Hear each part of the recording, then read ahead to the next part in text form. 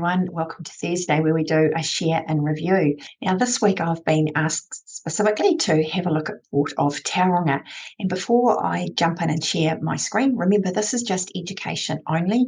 It is certainly not specialised, personalised advice. If you're wanting to receive your own advice, then you do need to go and seek your own professional advisor for that. So I'm just educating people on what I know in the share market and the methodologies that I use to trade. Okay. And so you definitely do your own research. So without that, let's jump in and have a look at the Port of Tauranga. Right. So you will see it up here on the screen. So I have got this over a 2-year period and just over a 1-week interval. So each of these candles represent one week. And as you can see here, Port of Tauranga is in a bit of a downtrend. We've had 3 negative weeks in the last 3 weeks, okay, which sort of doesn't bode well. But we'll just put some indicators on. So we'll put the moving average, and for those who follow me regularly, I like to use the 30 exponential as one, and we'll put the other one on being a 15-week. Now, there's no magic in these numbers.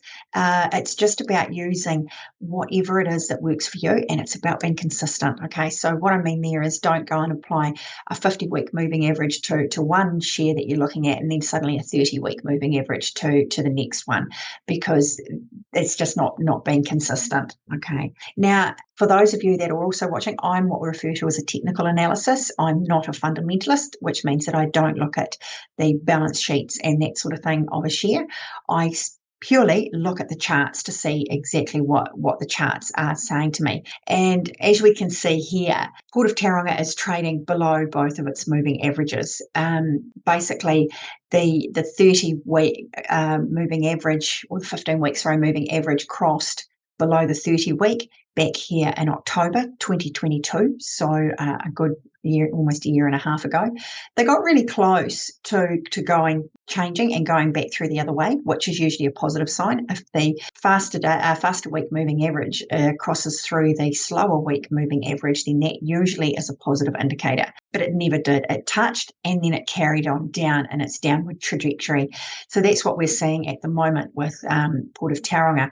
I'll just take this out a little bit wider to 5 years. And really, obviously, Port of Tauranga had a good upswing like a number of shares did pre-COVID. It was hit quite badly during the COVID period, as a lot of shares did. And like it as a lot of shares did, it rebounded very strongly, which was great. Then we went through this sideways period. Again, this was very, very common for a lot of shares during that time.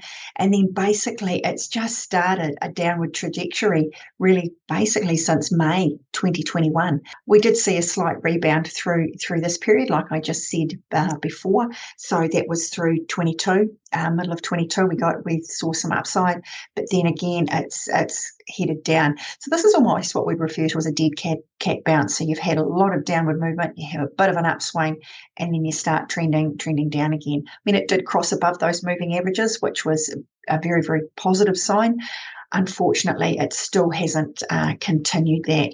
I'll just take that back to the 2-year so we can see there. Now, what I'll do, and I do this each week as well, is I like to make a comparison to see how it's actually trading against the main board for the New Zealand Stock Exchange. So we'll just pull that up. And as you can see here, the blue line is the New Zealand Stock Exchange, and that is certainly trading well above where Port of Tauranga is at the moment. So for me, I'm really not going to carry on and run through any additional indicators on this share. It certainly would not be something that at this stage, based on where it's at, is certainly not a share that I would be putting on my watch list. That would certainly be taking a back burner. We'd want to see a lot more positive upswing before I'd want to be investing in that share. So I'll stop sharing. So I hope that's helped. And thanks very much to the person who suggested having a look at Port of Tauranga. I hope that's helped you. And if you've got any other questions regarding that, or any other shares for that matter, and they don't have to be on the NZX 50, I'm happy to pull them up and go through them with you and just run an analysis over it, basically, as to how I evaluate shares. So otherwise, so come back to me. It'd be great to help you out. So otherwise, have a great rest of the week, and we'll catch you next week. Take care.